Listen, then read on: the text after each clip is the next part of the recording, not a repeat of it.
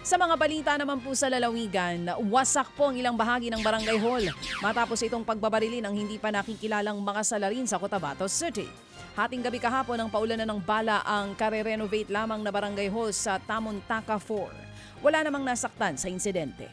Inaalam pa rin kung ano ang motibo ng mga salarin. Posible umanong may kaalitan ng mga ito na barangay official. May person of interest na sa krimen. Arestado din ang notorious daw na magnanakaw sa Davao City.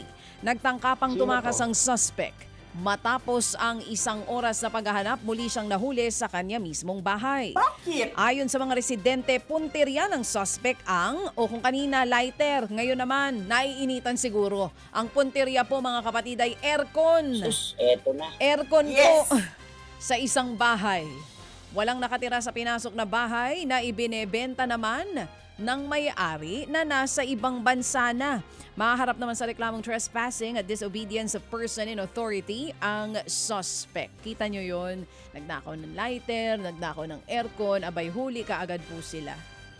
Sapul din sa CCTV ang isang babaeng pagnanakaw ng cellphone naman sa isang kainan ang modus. Diyan po yan sa Lamitan City sa Basilan. Sa video, makikitang tila nag-aalinlangan pa ang kawatan. Pero tuluyan ang ibinulsa ang cellphone na naiwan sa counter. Dumating naman po ang may-ari ng cellphone at kinausap ang babae na nagkunwaring customer. Huli na nang malaman niyang ninakaw pala nito ang kanyang cellphone. Patuloy naman po ang pagtugis sa kawatan.